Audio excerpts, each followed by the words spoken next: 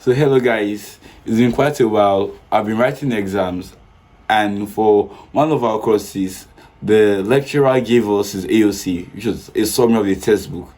And if you're like me, you know that that's actually one of the best way to read, to get the lecturer's AOC, and which is his area of concentration. Not only that, some of our senior colleagues actually said the same thing, that reading his AOC alone will actually give you at least a B, just doing reading his AOC for the exam and of course doing the assignments. Then I thought of something. How about I use an AI to generate a summary, an AI software to generate a summary for this same textbook? The AI software I use is Scholarcy, Sharcy, and it's quite a good one. I'm actually my first trial of the software, and this is what it gave. So I snapped some part of the first chapter of my textbook, converted it to a text, and uploaded the text on Scholarcy. Asked for my summary, and this part is sort of about 3 slides or 4 slides of my lecturer's AOC, or is my lecturer's summary. The full text is quite long though.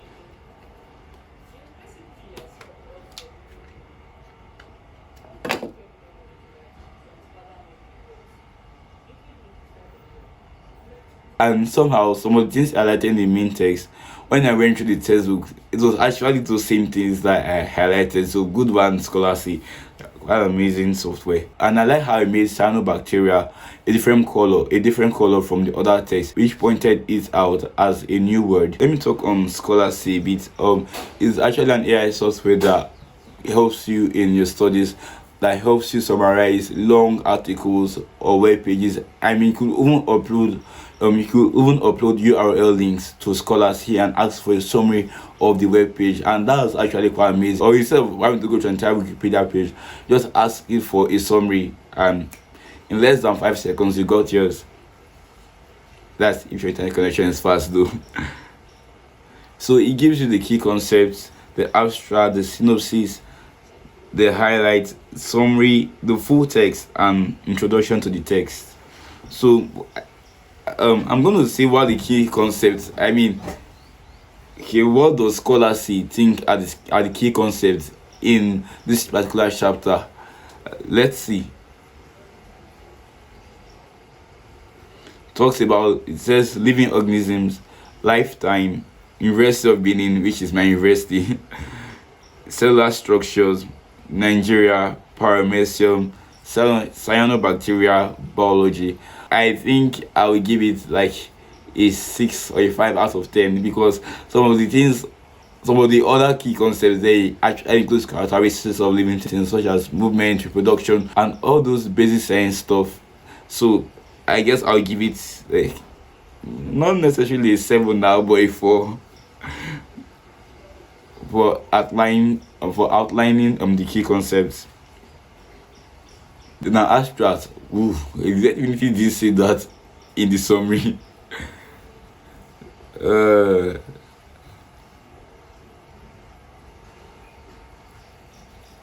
And a synopsis,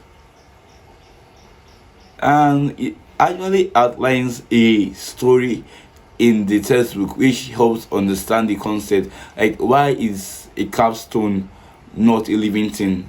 It actually gave that, and for me it was helpful, so I will also give it a good one.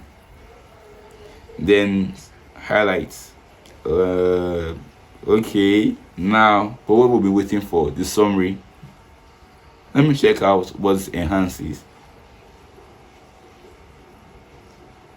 It summarized the passage, and it was quite good. It was quite amazing, and I chose to summarize this same passage, as it were, using another AI software, summarizer.org, and I don't know which I prefer. And I think I preferred Scholarly to it, but let's check out what summarizer.org has to say. Whoa, they said you can generate a summary of every type of content, whether an essay or a blog post, and an unlimited number of words. Okay, that's cool. So I'm going to ask summarizer.org to generate a summary of that same passage I asked Scholarly to do, so to generate a summary of.